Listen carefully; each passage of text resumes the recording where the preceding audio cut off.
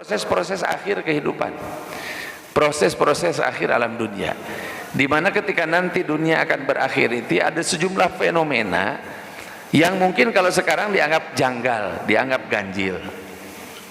Sekarang yang bicara cuma manusia, selebihnya selain manusia itu nggak bisa bicara. Makanya kalau dalam ilmu logika manusia disebut al-insan hayawan natik. Manusia itu adalah hewan yang bisa bicara, artinya yang punya kemampuan bercakap-cakap itu hanya manusia.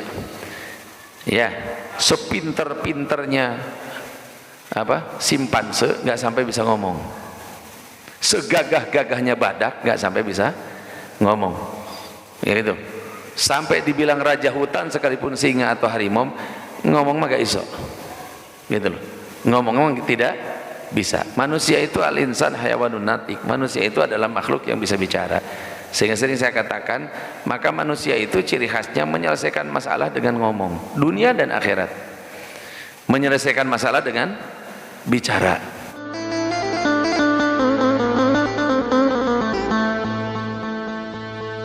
Bismillahirrahmanirrahim. Assalamualaikum warahmatullahi wabarakatuh.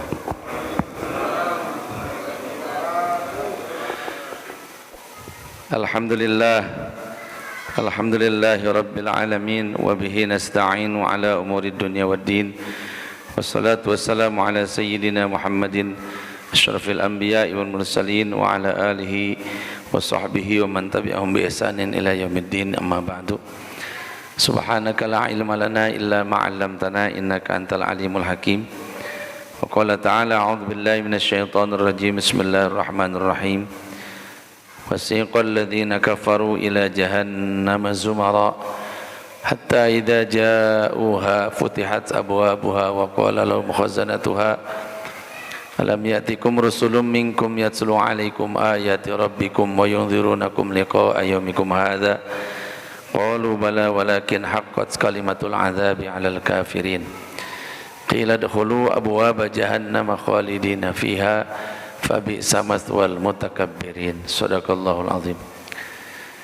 Bapak-bapak dan ibu-ibu serta segenap jemaah Masjid Jami At-Taqwa yang dimuliakan Allah Subhanahu wa taala, bil khusus kepada para sepuh, bini sepuh, tokoh masyarakat, para alim ulama, para ketua RW, ketua RT, dan bil khusus kepada ketua Dewan Kemakmuran Masjid Jami At-Taqwa Bapak Haji Burhanuddin, dan juga kepada imam kita Ustaz Taufik, semoga senantiasa diparingi kesehatan zahir batin oleh Allah Subhanahu wa taala, dan kita semua segenap jemaah, baik jemaah salat maupun jemaah ta'lim, mudah-mudahan asbab ta'lim ini Allah ampuni dosa-dosa kita, Allah sembuhkan yang sakit di antara kita, Allah bayarkan lunaskan hutang-hutang kita, Allah sakinahkan rumah tangga kita, Allah soleh-solehahkan anak-anak kita, dan Allah lancarkan usaha kita dan barokahkan rezeki kita.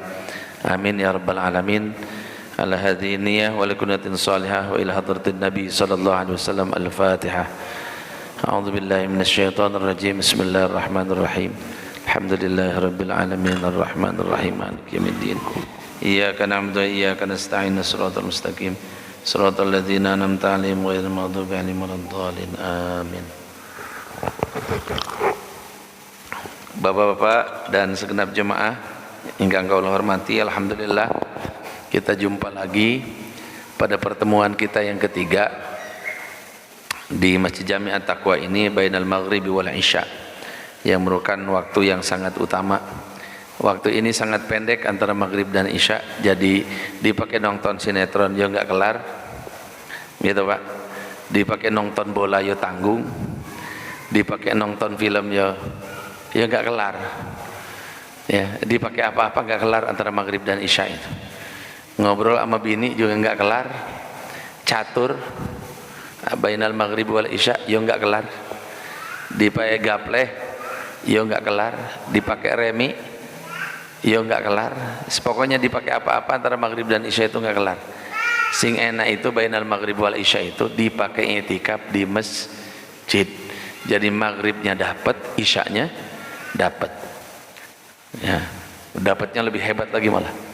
Barang siapa yang melaksanakan sholat isya berjamaah, maka seolah-olah dia bangun setengah malam.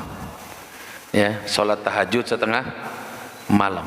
Barang siapa yang subuhnya juga berjamaah, maka sama dengan salat tahajud semalam suntuk. Ngacung yang pernah tahajud semalam suntuk? Gak pernah, Pak. Gak kuat kita. Terawih aja di At-Taqwa kira-kira ditawar paling. Benar enggak? Ono 11, ono 23 yang esok. Ya, baina wa baina lah katanya. Trayek Surabaya, tapi kalau mau turun di Pekalongan monggo. Kayak gitu akhirnya. Jadi bainal maghrib wal isya ini waktu yang sangat berharga nih. Sekalipun panjenengan itu cuma duduk di masjid, itikaf, senderan, campur ngantuk, itu jauh lebih mulia dibandingkan kita kalam fadhih istilahnya itu, ngomong sia-sia di luar sana. Ya, ngomong sia-sia di luar sana. Sekarang juga antara maghrib dan isya itu acara apa sih? Berita TV ngono-ngono ae wis. Ya, dajjal-dajjal kecil mulai pada muncul. Perang baliho, perang janji, ya yes, daripada yang gitu-gitu. Udah gitu ditakut-takuti akan ada lagi apa? Varian ketiga, jenengnya apa? Omikron, apa mikrolet? Omikron. Kalau lagi suwe-suwe akhirnya orang kerepotan ngasih nama buat Covid itu, saya bilang sama istri saya, kalau malah variannya itu ontohod. Kalau kata orang Sukabumi, ontohod itu bahlul, kata orang Barat. Ya, bahlul, ngerti bahlul? Bodoh katanya. Ontohod, lama-lama ada varian apa? Ontohod. Kalau yang divaksin langsung pada ontohod semua. Ya, daripada kemudian kita khawatir karu-karuan, ya yes, mending ngaji antara maghrib dan isya. Kita buka sabda baginda Nabi besar Muhammad sallallahu alaihi wasallam. Ya. Jamaah yang dimuliakan Allah, saya akan membacakan hadis yang ketiga. Ya, pada kitab Al-Jami'us Shaghir ini. Akhiru ma yuhsyaru ra'yani min muzainata yuridanil madinata yan'iqani bi ghanamihima fayjidaniha wa husha hatta idza balagha saniyatal wada kharra ala wujuhihima. Ini hadisnya sahih. Ya, hadisnya sahih, bisa dilihat dalam Jami'us Sahih nomor 583.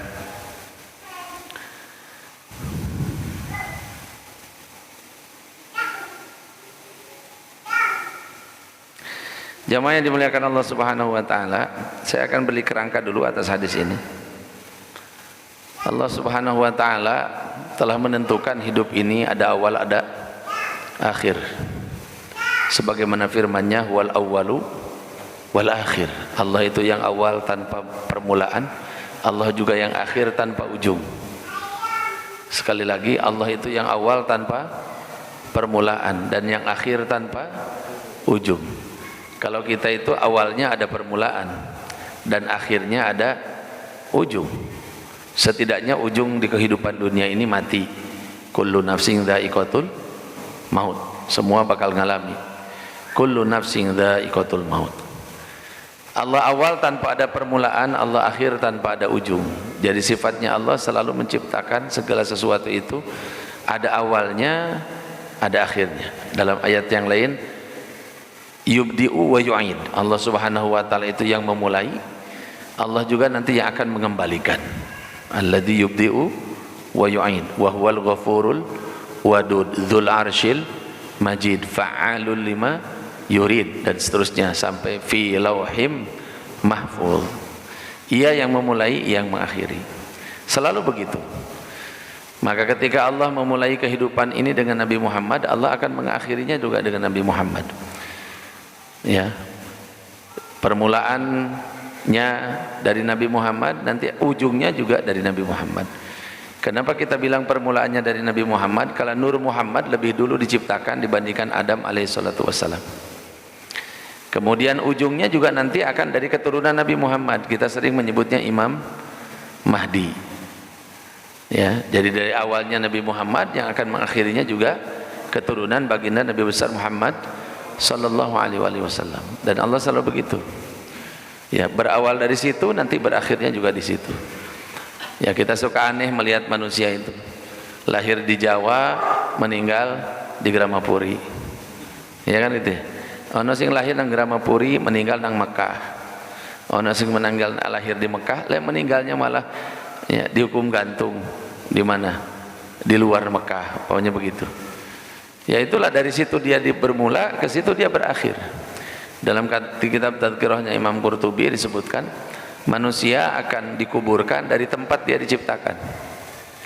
Jadi kalau ada orang dikubur di Mekah itu mungkin dulu bahan bakunya dia itu dari kurma. Dari apa? Bahan bakunya mungkin dari kurma. Bapak emaknya mungkin makan kurma, ada tetangga pulang haji dapat kurma sebiji. Zaman dulu makan susah kurmanya, nggak kayak zaman sekarang. Ya, air zam-zam juga zaman dulu mah dioplos, ambil air sumur, ambil barokahnya. Kenapa? Bawa cuma 40 liter, tamu 4 kampung, mending kadang 4 desa, gitu. Disuguhkan dalam ceret warna kuning. Ayo, orang Bima, orang Lombok ceretnya mesti warna kuning. Orang Sulawesi, orang Sunda ceretnya mesti warna kuning. Sehingga dulu kalau orang pergi haji golek ceret kuning. Kalau belum dapat ceret kuning dianggap belum pulang dari Mekah. Termasuk kompannya, kempisnya wadah zam-zam itu warnanya mesti apa? Mesti kuning. Mau jenderal, mau gubernur, mau bupati, mau pedagang, mau ke orang biasa mesti ceret kuning. Lek zaman dulu. Kalau sekarang enak Pak Isok toko online. Kalau dulu kan kita bawa dari sono. Walau singkat cerita, mungkin orang tua kita datang kepada orang yang baru pulang dari Mekah, kebagian kurma sebutir. Dimakan kurmanya 40 hari jadi darah jadi daging. Kan begitu. Sel telur ibu kita matang setiap bulan. Sperma bapak matang tiap bulan. Bapak emak birahi, kemudian kumpul suami istri muasyarah bil ma'ruf. Terjadilah kemudian perkawinan, konsepsi antara sperma dan sel telur, terjadilah pembuahan. Jadi bahan baku kita saripatinya teko kurmanya dari Medina. Apa yang terjadi kemudian? Di akhir hayat kita meninggalnya pas lagi hajian di Medina, di kuburnya dibake. Memang bahan bakunya dulu dari situ. Bahan bakunya dulu dari mana? Memang dari situ. Ya, ada orang Serang, gede di Lampung, meninggalnya nggak tahu di mana itu. Kalau dikuburnya di Kemiling, Ji, itu berarti bahan bakunya duren nanti dulu. Tapi kan nurun karuan, okay? Belum tentu. Ada teman saya jemaah tukang jemaah, bukan pengurus umroh, tukang ngurus paspor, lahir di Kalimantan Selatan, meninggal di Mekah. Meninggalnya di Mekah. Ya, orang Kalimantan Selatan kan banyak aja yang tinggal di sana. Mungkin bahan baku dia dulunya dari sana, sehingga kemudian meninggalnya di mana? Di Mekah. Makanya kalau di kuburan baginda Nabi SAW, di situ ada baginda Nabi yang dikubur. Dikubur di situ juga Sayyidina Umar, dikubur di situ juga Sayyidina Abu Bakar. Mafhum?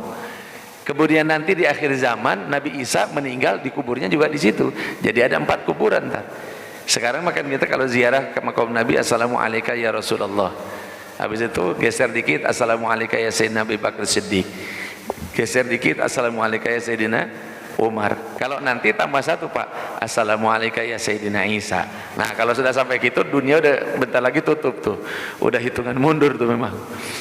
Karena Nabi Isa sudah turun, kan begitu ya, sudah memperbaiki keadaan umatnya. Habis itu kemudian beliau menikah, setelah menikah punya anak, meninggal, dikubur di samping baginda Nabi SAW.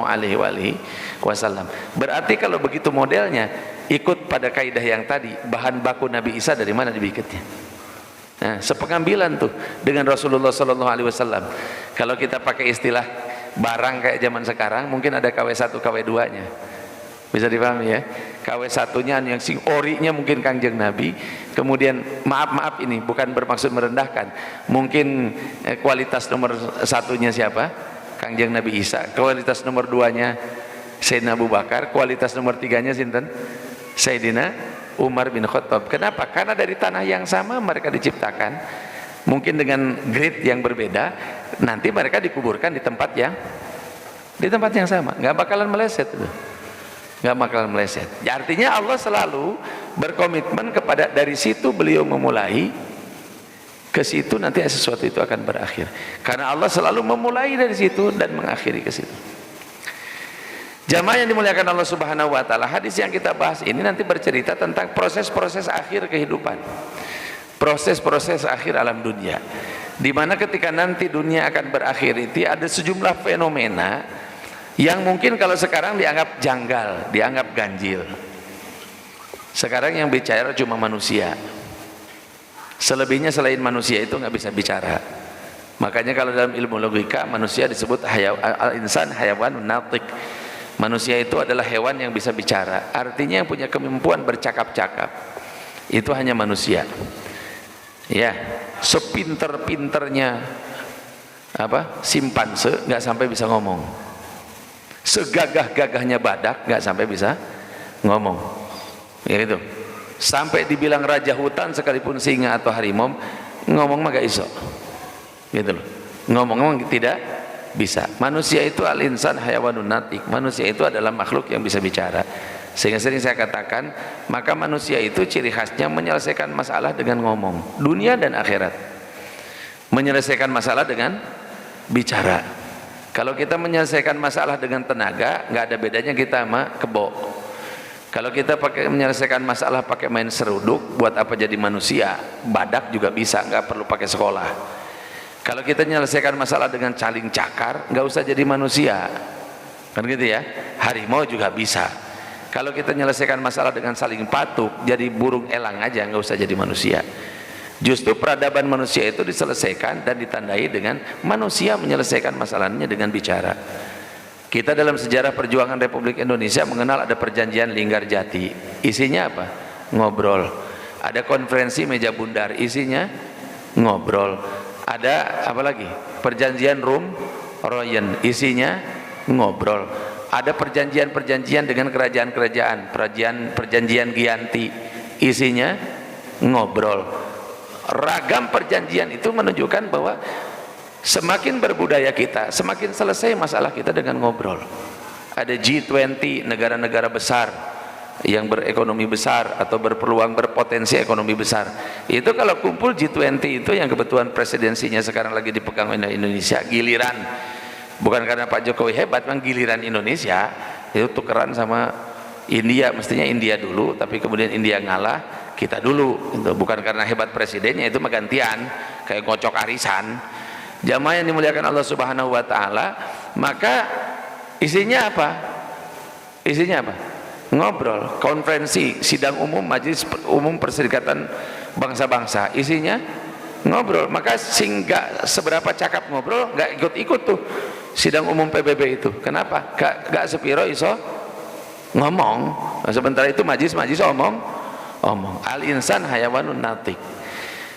Kita sepakat bahwa manusia itu makhluk yang bisa bicara, sehingga seluruh persoalannya diselesaikan dengan bicara. Saya punya teman pengajian, ya, suatu ketika dia tukang jualan parfum, sepeda motornya serempetan, namanya orang sama-sama ngejar waktu, mau turun hujan kayak musim begini, ya, jalanan macet kayak macam Kalimalang, kalau sudah datang motor kan masya Allah, serempetan, sekono bengok marah, dia adem orangnya. Dia pikir aku menusuk kok, mau masalah nggak bisa selesaikan pakai ngomong. Akhirnya kemudian omong-omongan pinggir jalan, dia bilang, Mas, supaya enak motor kita pinggirin dulu biar orang bisa enak lewat. Oh iya, pinggirkan dulu motor. Setelah motor dipinggir, Mas, ini ada warung kecil Kuninganan itu yang jualan rokok, jualan kopi. Lah enak ngobrolnya di sana, takut keburu hujan nanti kita. Oh iya udah, akhirnya ke situ. Habis di situ, Mas, teh anget 2. Mas sampean kopi apa teh anget? Isu kopi aja kopi. Apa iki? Ayo kopi. Ngopi. Akhirnya gak situ, Pak. Gak jadi Pak mau marahan serempetan sepeda motor itu. Berwis kopi, lewis kopi. Koncone apa? Ono pisang goreng, ono bala-bala, ono macam-macam gorengan. Akhirnya jadi pelanggan parfum. Jadi dia bilang, saya yakin betul Ustaz bahwa manusia itu makhluk yang bisa bicara. Oh, aku itu pukul-pukulan, serempetan, sama-sama ngejar target, sama-sama stres. Tapi dengan ngobrol kelar urusan kita. Dia ngambil beberapa kotak parfum dari saya malah. Paham? Jadi selesai dengan ngobrol. Tapi nanti akhir zaman, Pak, yang bisa ngobrol bukan cuma manusia. Binatang itu nanti bisa ngobrol. Kalau sekarang kan binatang ngobrol cuma di film Donald Bebek doang, atau di film-film kartun. Iya, semua binatang bisa bicara. Kalau zaman dulu orang yang ngerti bahasa ngobrolnya binatang cuma Nabi siapa? Nabi Sulaiman, yang lain-lain nggak bisa. Ya alhamdulillahnya dibatasin sampai Nabi Sulaiman, Pak. Ya, Rabbi habli mulkan la yanbaghi li ahadim min ba'di innaka antal wahhab. Itu doa Nabi Sulaiman.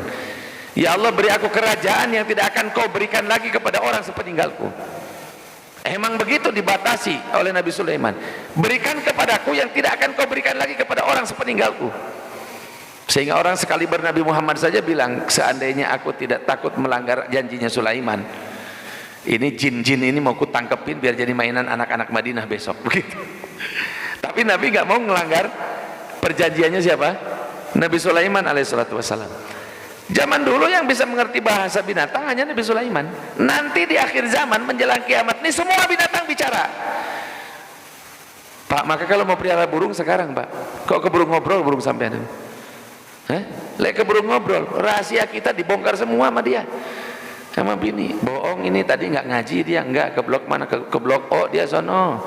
Ada yang diincer di sono, gimana coba kalau burung udah ngobrol gitu?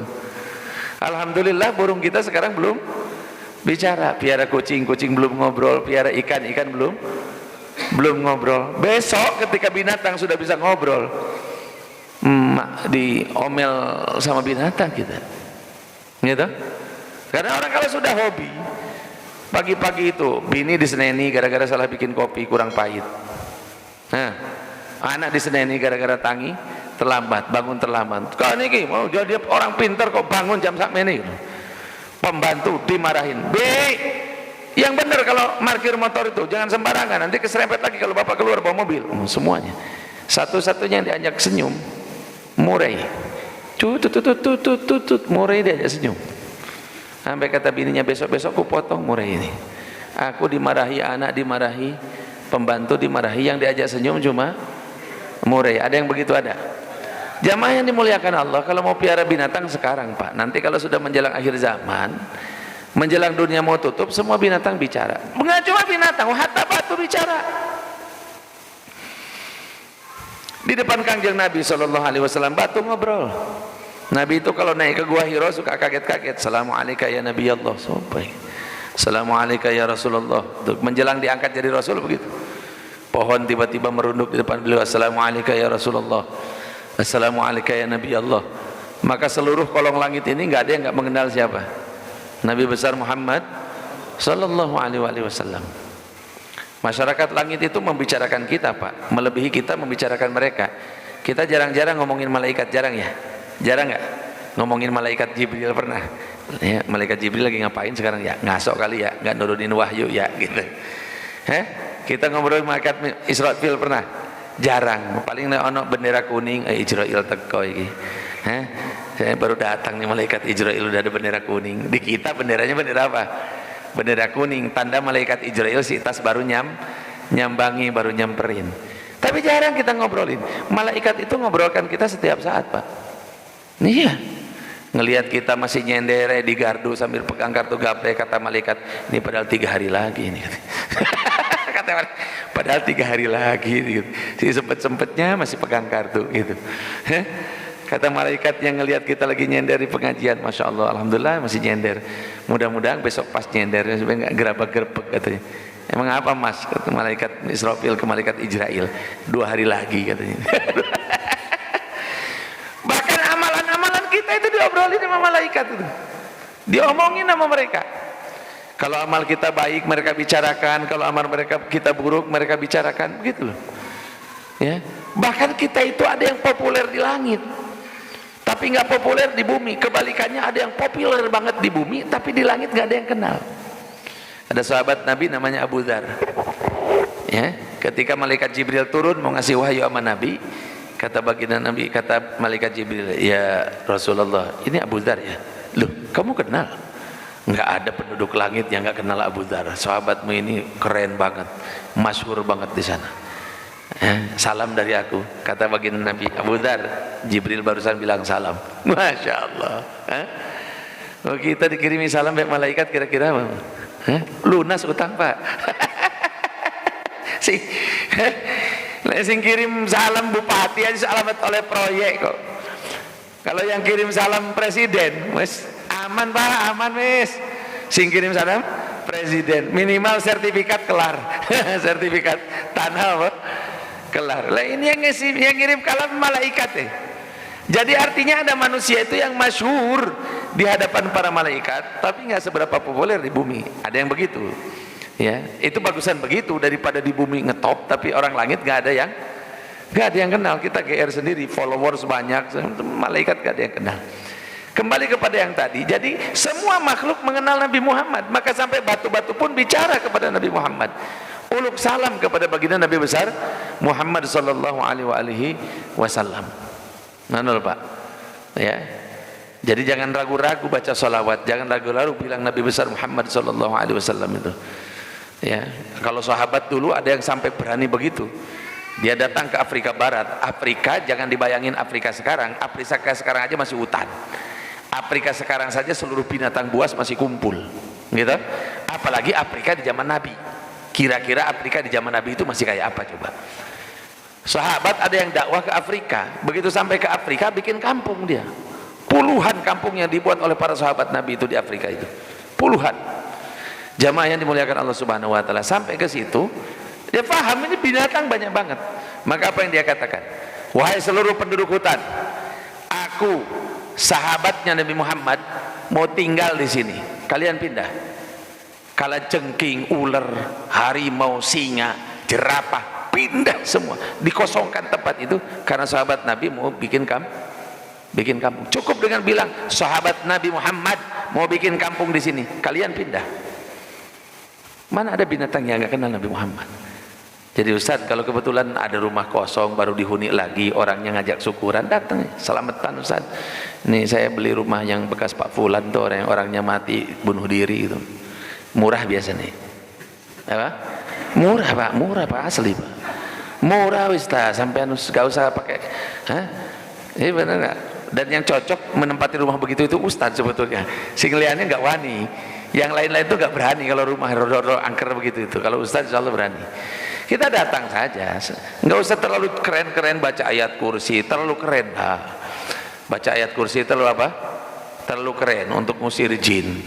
Mending ngusir jin di Senayan aja ke ayat kursi itu. Kalau jin-jin yang kayak penghuni rumah kosong gitu nggak usah pakai ayat kursi.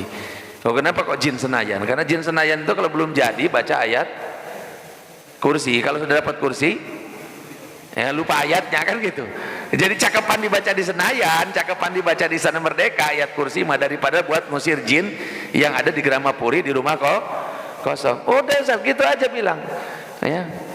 Ini kepada yang ngisi rumah ini sebelum yang punya ini umat Nabi Muhammad, dan saya Ustadz ini tukang baca sholawat kepada Nabi Muhammad. Cok neko-neko ngali sampean pergi sono gitu. Enggak, Bapak kalau nggak baca sendiri begitu. Bacain sholawat. Iki aku umat Nabi Muhammad, cok neko-neko sampean begitu. Ngapain pakai undang dukun apa segala macam, tambah subur kemudian di situ itu.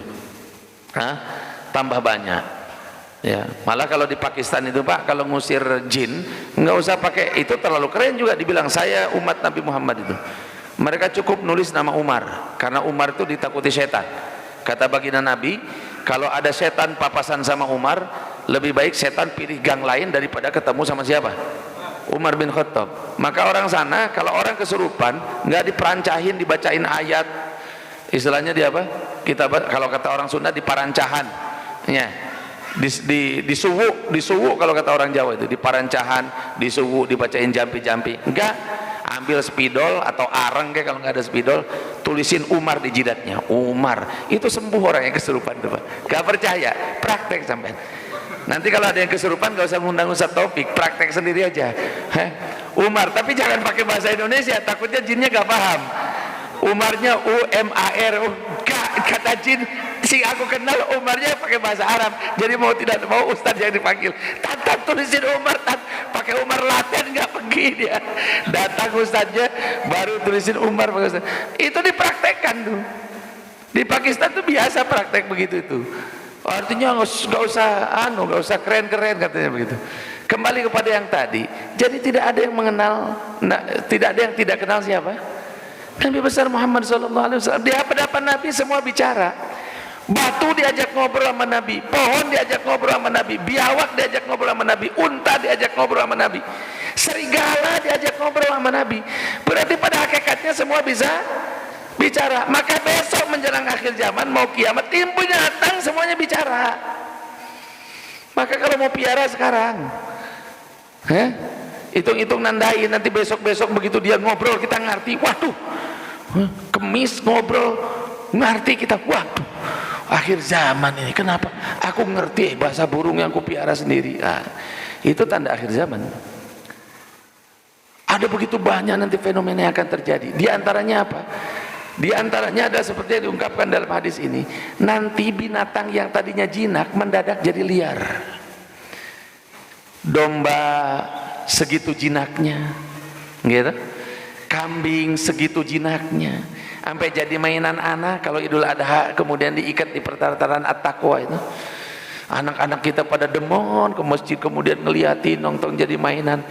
Sapi segitu gedenya, kupingnya dimainin sama anak-anak kita, punggungnya segitu tingginya dinaikin sama cucu kita.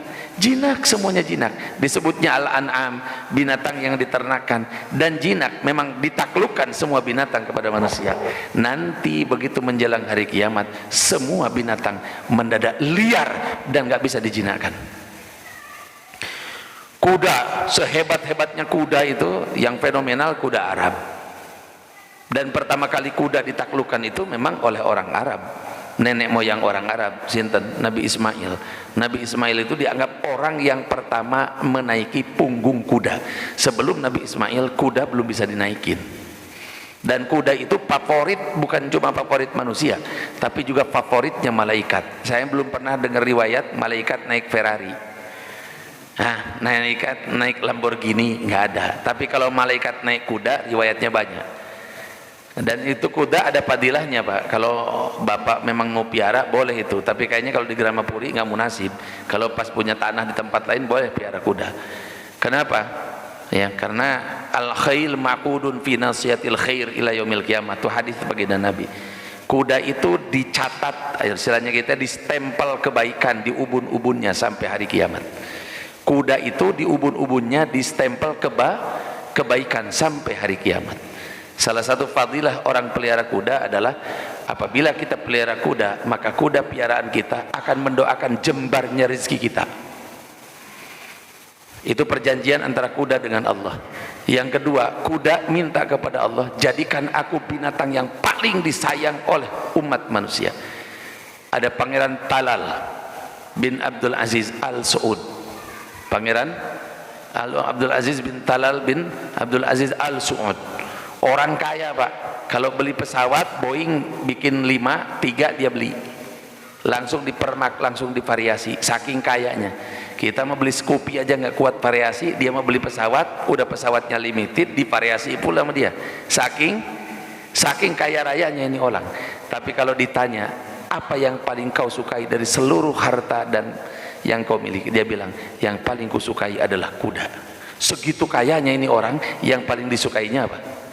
Kuda. Nabi Sulaiman, walaqad fatanna Sulaimana wa alqaina ala kursihi jasadan tsumma anab, ya, dan seterusnya. Di dalam Al-Qur'an Allah berfirman tentang kisah Nabi Sulaiman bersama kuda, ya, as-safinatul jiyad. Itu Nabi Sulaiman segitu kayanya, hobinya kuda. Pangeran Hasan al-Bolkiah atau Sultan Hasan al-Bolkiah yang rumahnya 100 kamar, yang Rolls Royce-nya, Lamborghini-nya, Ferrari-nya limited semua, saking banyaknya sampai orang bingung ngurusnya. Binatang kesayangannya apa? Kuda. Masya Allah. Jadi monggo jenengan kalau mau pilih kuda, tapi jangan kuda Jepang ya. Yang kuda Jepang nggak bisa doain. Kalau kuda-kuda beneran itu dia doain agar supaya rezeki kita jembar. Saya ingat waktu mondok di Sukabumi, Kang, di Pulau Air, guru saya Kiai Abdul Rashid Abdullah Syafi'i itu piara kuda. Kebetulan istalnya belakang kamar saya. Jadi ini kamar saya, belakangnya istal kuda. Kita itu santri belangsak. Kadang hari-hari itu makan tewel, ngerti tewel, Pak? Gori. Ya, nangka muda itu kita masak. Sehingga nangka itu gak sempet tua. Langsung kita masak. Kadang masaknya juga belum matang, udah kita makan. Gitu.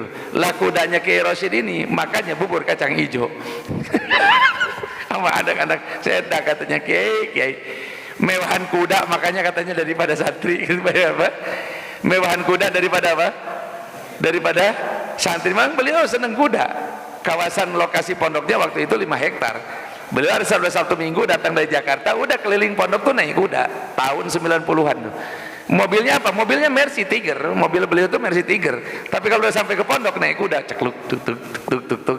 Tadi selesai dituntut sama yang bagian miara, istilahnya di belakang kamar saya. Makannya bubur kacang hijau sama telur setengah matang. Telur ayam kampung Pak setengah matang. Lah kita santri makan tewel. Makan gori. Kita santri makan. Jadi memang benar doanya kuda kepengen menjadi binatang yang paling bisa. Sehingga kadang kiai, ya kita tidak seudon sama kiai, cuma kita membenarkan hadis Nabi yang mengatakan bahwa kuda menjadi binatang kesayangan, sampai makanannya cakepan kuda daripada santri. Emang santri mah memang kudu dilatih begitu gitu, bukan berarti kiainya pelit, enggak, memang santri mah kudu dilatih masyaqqah, kudu dilatih susah. Dan kita juga fine-fine aja. Saya menceritakan begini bukan jealous, bukan. Artinya untuk menambah dalil bahwa kuda mah sampai makannya bubur kacang, sampai bubur kacang hijau. Subhanallah. Ya, subhanallah. Nah, jadi kembali kepada yang tadi, semua binatang bisa bicara menjelang akhir zaman nanti. Semuanya tanpa terkecuali. Yang tadinya jinak, kuda kan masuk binatang yang jinak, dijinakkan pertama kali oleh Nabi Allah Ismail. Maka orang Arab itu semuanya hobi kuda. Kata baginda Nabi, ya, kalian anak cucu Ismail, ya, kalian pasti mencintai kuda. Kalian pasti mencintai kuda. Kalau datuk kalian itu hobinya naik kuda, beliau yang menaklukkan kuda pertama kali, gitu loh. Nanti kuda itu jadi liar, Pak. Kalau sekarang kan cuma judulnya doang, dari Sumbawa susu kuda liar. Kita pikir ya elah ya Rabbi ya Karim, kuda liar itu dinaikin aja susah, gimana mau meres susunya? Tukang dagang ada-ada aja susu kuda apa? Susu kuda liar, sama dengan tawon liar. Tawon tuh nggak liar aja susah, apalagi apa? Tapi kalau tawon mah agak mending lah. Susu kuda liar diperes dulu, sempat ngetop di Surabaya, dipopulerkan oleh radio SS Suara Surabaya itu. Ya, jualan susu kuda liar. Tanya tuh sama orang timur tuh. Susu kuda liar. Nanti menjelang hari kiamat tuh binatang tuh jadi liar.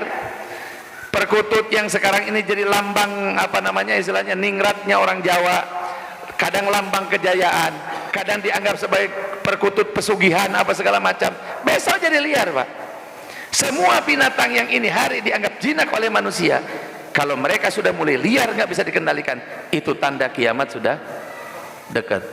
Jadi kalau sekarang burung masih dijualin di mana-mana, kiamat masih jauh, Ji. Ada yang bilang kiamat 67 tahun lagi, ada yang bilang 2012, sudah kelewat berapa tahun? Dulu sempat geger ya, kiamat 2012, sekarang wis 2021, kelewat berapa tahun tuh? Maka saya kalau ada orang menyebutkan kiamat dengan tanggalnya, dengan harinya, saya bilang saya ikut edisi terakhir aja. Kayak gitu apa? Edisi terakhir kiamat, episode terakhir. Sampai edisi antar serah sampai gitu. Aku melok sing carry aja, ikut yang belakangan aja. Nggak bisa, nggak ada yang tahu kok. Yas'alunaka 'anis saati ayyana mursaha fima anta min dzikraha ila rabbika muntahaha innama anta mundziru may yakhshaha ka'annahum yauma yarawnaha lam yalbathu illa 'ashiyatan aw duhaha. Nggak ada yang tahu. Cirinya gampang sekarang. Tidak akan terjadi kiamat selama masih ada yang ucap la ilaha illallah. Anak-anak kita masih pada ngapalin Quran, masuk kiamat sampai Masjid At-Taqwa makin hari makin penuh, makin hari makin banyak orang yang sholat, yang dulu belum pensiun, sekarang pensiun, di rumah dimaki-maki sama bini, bener nggak? Dimintain jajan sama cucu, repot, akhirnya lari ke masjid. Tenang di masjid antara maghrib dan isya. Setelah maklum aja sudah, alhamdulillah. Dulu nggak dipecat pabrik, saya ini gara-gara covid dipecat pabrik, mau lari kemana lagi? Kalau di masjid minimal ono sing tahlilan, ono sing muludan, ono apa, ada aja yang ditenteng dibawa pulang ke. Dan hidup memang beda, Pak, barokah masjid itu asli beda. Jenengan nggak percaya kalau nggak ada at-taqwa ini di wilayah sekitar sini, garing karu-karuan. Sekarang jenengan rasakan aja, yang pernah tahu sebelum ada ini masjid dengan setelah ada, rasanya beda nggak lingkungan kita? Beda. Bertetangga dengan Allah kok, bertetangga dengan presiden aja kita aman, apa mana bertetangga kali sinten? Kali Allah Subhanahu wa taala. Jadi jamaah yang dimuliakan Allah Subhanahu wa taala, masih jauh yang tahlil masih banyak, anak-anak kita masih pada ngaji. Karena kalau kiamat sudah mau terjadi, udah nggak ada lagi itu yang ucap la ilaha illallah. Binatang juga sudah tidak ada yang jinak. Sekarang binatang makin hari makin jinak. Itu menandakan masih episode kiamatnya masih lama.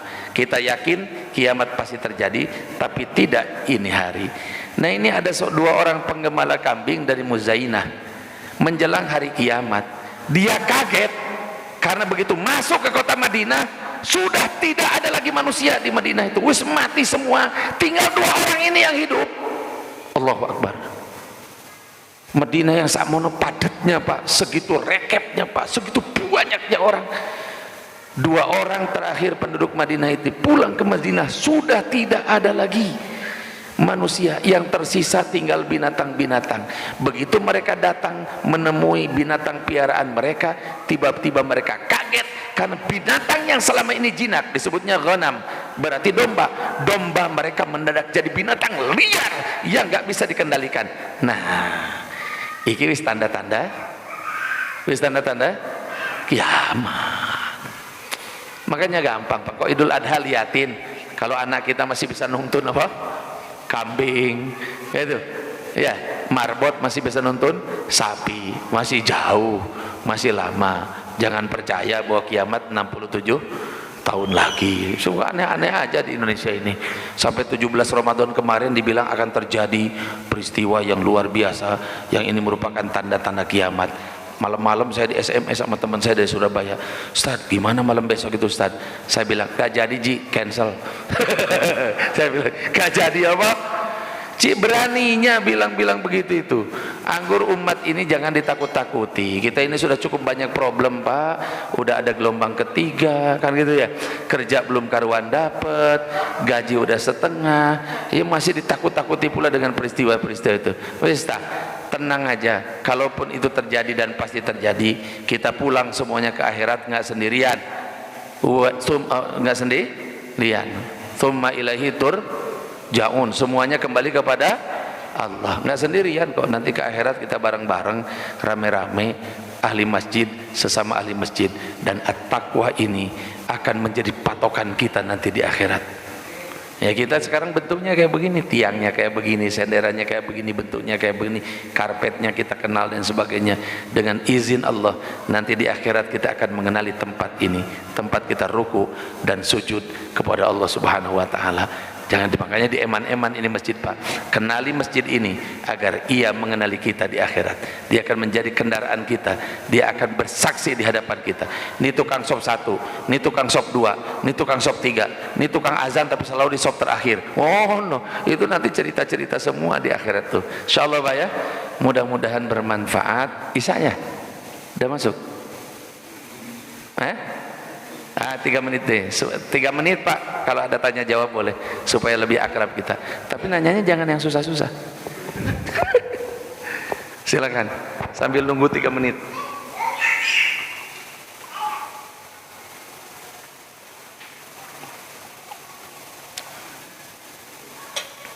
Kalau nggak ada kita akhiri dengan doa. Ya. Ono tanya jawab nanti takutnya ada ulangan Ustaz. Takutnya ada. Belum masanya ulangan Pak, belum masanya ulangan. Mari kita akhiri dengan doa, mudah-mudahan taklim kita diterima oleh Allah Subhanahu wa taala. Ala hadirin ya uqlan dan salihin nas'alukal ijabah al-Fatihah. A'udzubillahi minasyaitonir rajim. Bismillahirrahmanirrahim. Alhamdulillahirabbil alamin. Arrahmanir rahim. Maliki yaumiddin. Iyyaka na'budu wa iyyaka nasta'in. Ihdinas siratal mustaqim. Ghairil maghdubi 'alaihim amin. Wa'fu anna ya karim wa'fu anna ya rahim. Nas'aluka Allahumma bisirril Fatihah barakatil Fatihah mujizil Fatihah nafatil Fatihah surah Fatihah ya farijal ham ya kashifal gham ya man li 'abdi yaghfir wa yarham.